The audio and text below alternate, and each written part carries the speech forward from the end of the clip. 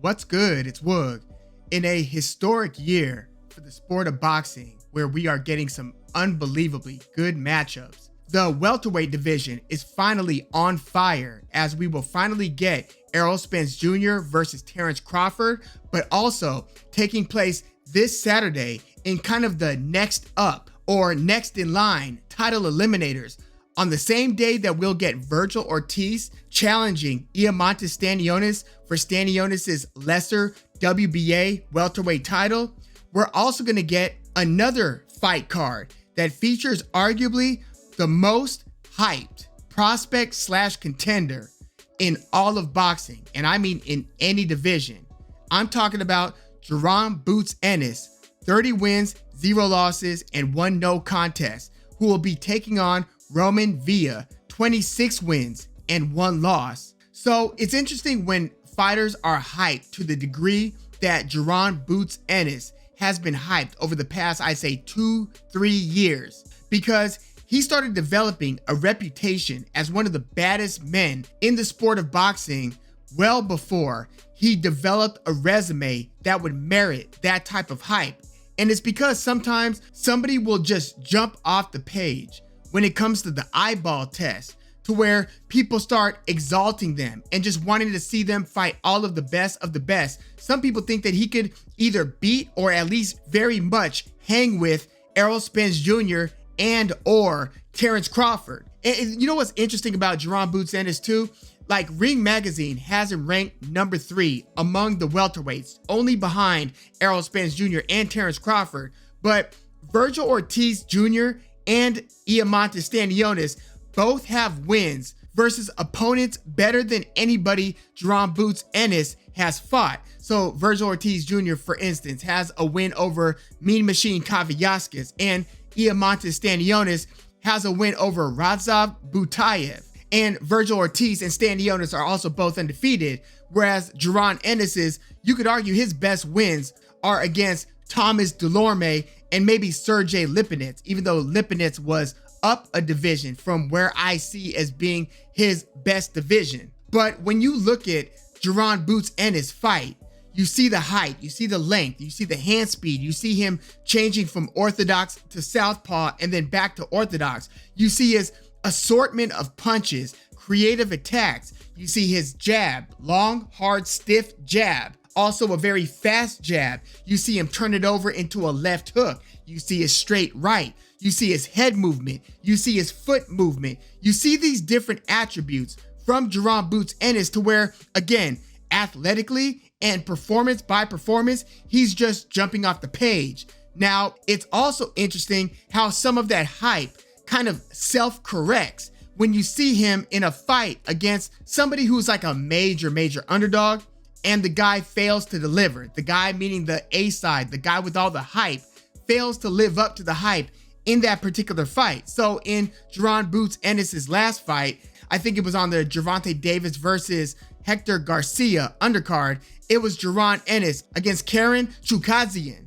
And Chukadzian had this movement where he was just working around the perimeter of the ring, wasn't really looking to engage, and therefore you had Jaron Boots Ennis unable to effectively cut the ring off, kind of just walking and following Chukadzian around the ring and not really landing his best stuff, to where Chukadzian was able to lose via wide unanimous decision. So that kind of took some of the air out of the tire when it came to the Jaron Boots Ennis hype train. And in this upcoming fight, he's going to be fighting Roiman Villa, who upset Rashidi Ellis. And it was basically a style of fight where Rashidi Ellis was moving around the ring and was winning the early rounds through his, very technical, sharp, sweet science style boxing. I mean, Rashidi Ellis has beaten Alexis Rocha, who is basically the number 6 welterweight, according to Ring Magazine, after Spence, Crawford, and then Ennis, and then Vergil Ortiz Jr., and then Stanionis. So as I said,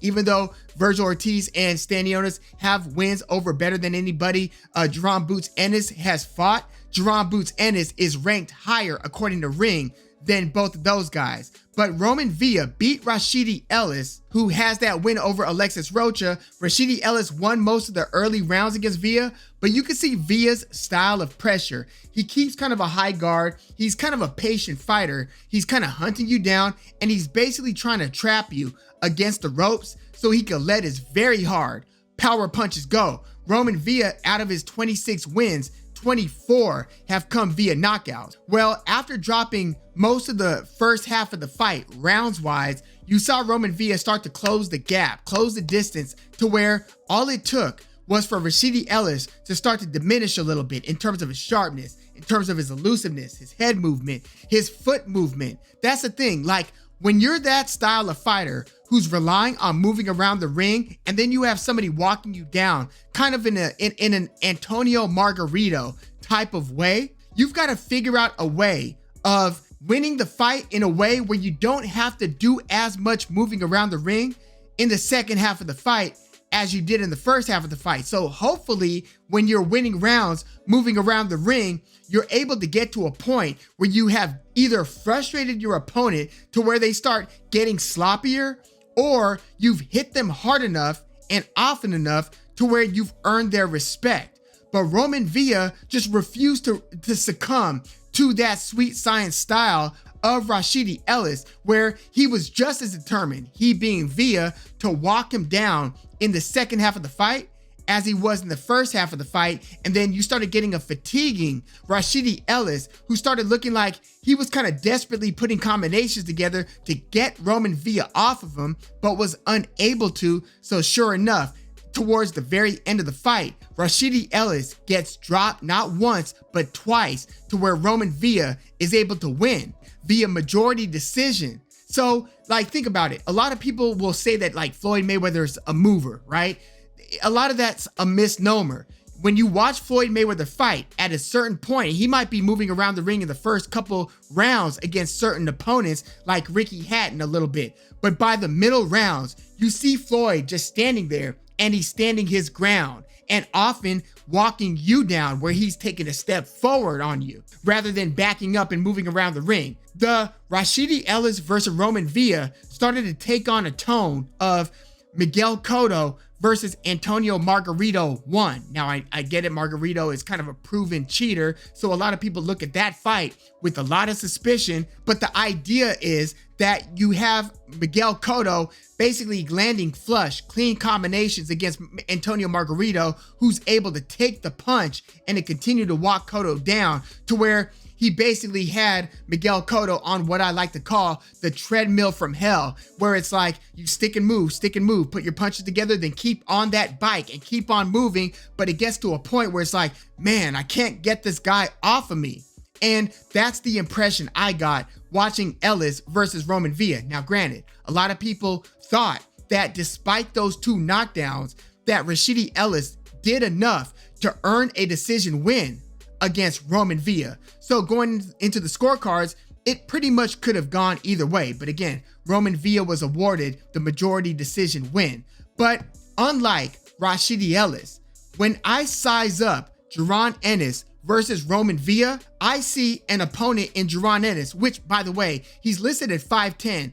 Roman Villa is listed at 5'7", at least like according to BoxRec. But you could clearly see when the guy's standing up next to Rashidi Ellis, who I think is overinflated height-wise. Like, Rashidi Ellis is listed, according to BoxRec, as 5'9", and Roman Villa is listed at 5'7", but it almost seems like that should be switched. Because if you saw these guys standing up and facing off against one another, Roman Villa had at least a couple inches in height over Rashidi Ellis. Like, it was observable to the point where people who might have had one idea or, might have thought Rashidi Ellis was going to win because of this, and this, once they saw them stand face to face, like I think Boxing Wave, it kind of adjusted his idea of how this fight was going to play out after seeing these guys face off and see them stand up next to each other and just look at the perceived physicality between the two. When I saw them facing off, I'm like, whoa, I didn't realize Rashidi Ellis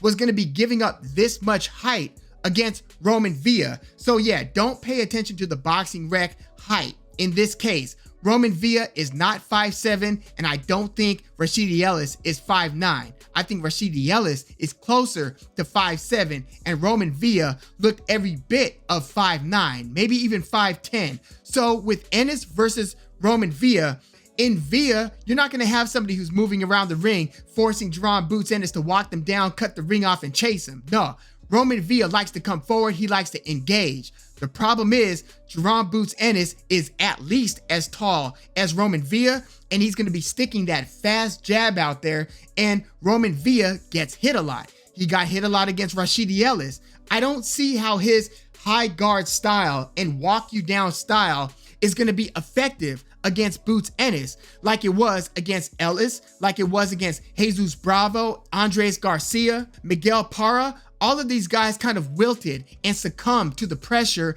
that Roman Villa was applying. I don't see that being the case with Jaron Ennis. I see him being able to keep Roman Villa on the outside of his punches, like at arm's length, basically, because for every step that Roman Villa could take forward, Jaron Boots Ennis could just take one step back, jab him again, and then start to put his combinations together. And again, Jaron Boots Ennis, in terms of his arsenal, is about as wicked as they come. Nasty straight right hand, nasty straight left hand from a southpaw stance. He throws a nasty left hand hook. I don't know too much about his right hook, but I mean, I'm sure it's proficient enough to let it go in the context of the other punches that he has, and he'll also throw some nasty punches to the body. I just think that this is going to be the type of style matchup that Jaron Boots Ennis needs to be able to showcase his abilities to the boxing world. Like, I think that as disappointing as his performance was against Karen Chugazian, I think that he's going to make up for that with this performance against a at least perceived to be dangerous opponent in Roman Villa. I think Roman Villa's heavy hands could get him by against certain opponents. I don't think it's going to be the case against Jaron Boots Ennis. And I think that this is one of those kind of perfect setup opportunities for Jaron Ennis, because perception is everything. And so since we just saw Roman Villa beat Rashidi Ellis, it could inflate the perception of how good Roman Villa might be, to where people see him beat a good opponent in Rashidi Ellis and figure, oh man, this guy might give some of the better welterweights a run for their money. But I think that matchups wise, this is a terrible matchup for Roman Villa, because again, he gets hit pretty often. It's just that he's willing to take those shots to keep on marching you down. We'll see how willing he will continue to be to take Jaron Boots Ennis' variety of punches before he starts to either wilt, get dropped, or just start to back up and start to, act a lot more patient and less aggressive, to where you might see a Roman Villa just unable to get inside and really land clean shots on Ennis. You might just see him start getting picked apart. Like, this fight can take on a Floyd Mayweather versus Arturo Gatti like beatdown. Like obviously they have different styles, but in terms of the one-sidedness, I think that we might see just one of those unbelievably impressive performances for Jaron Boots Ennis. Like, I think that for Roman Villa to go the distance, he's gonna have to showcase one hell of a chin, because he just isn't a back up and move to survive style fighter. So once he starts running into Jaron Ennis's punches, I just see this getting worse and worse for him over the course of the fight, because yes, he is durable. Yes, he does keep on marching forward. But again, Jaron Boots Ennis isn't going to have to move around the perimeter of the ring in the same way that Rashidi Ellis had to just get by round over round after banking those first few rounds. I don't think that Jaron Ennis is going to be on his bike having to, man, how do I keep this guy off of me? No, I think that at a certain point, maybe sooner rather than later, we might see Jaron Ennis on his front foot starting to take the fight to Roman Villa. And if he's that comfortable and that much in control, it's only a matter of time before he stops Roman Villa. So yeah, I'm taking Jaron Ennis probably via stoppage. And I don't think it's gonna be a super late stoppage. I kind of expect this one to be a beatdown. Again, Roman Villa's style is he throws very wicked, hard, wide, and weirdly angled punches, and he's looking for those opportunities to get you closer to the ropes so he could throw those wide, just very hard shots. I just don't see him getting those types of opportunities against somebody as skilled and as big as Jaron Ennis. So I'm taking Ennis not by late stoppage. I think this is going to be more like a mid-round stoppage. It comes down to how much punishment Roman Villa will be able to take. So again, this will reassert Jaron Ennis' reputation as one of the better talents in the sport of boxing, and I look for him to show out against Roman Villa here. But yeah, let me know your thoughts on this one. Do you see Roman Villa like presenting a competitive type of fight matchups wise? I just think it's all wrong for Villa, and I think that this one is all right for Jaron Ennis. But yeah, let me know your thoughts on this one in the comments. And I also just did a video on Iammontes Stanionis versus Vergil Ortiz Jr. So please check that one out as well when you get a chance. Let me know how you see this welterweight division shaping up with fights like Errol Spence versus Terrence Crawford, Stanionis versus Vergil Ortiz Jr., and then this one right here, Jaron Boots Ennis versus Roman Villa. Please like the video, subscribe to the channel if you are into the fight talk. I'm Woog. Thanks for tuning in.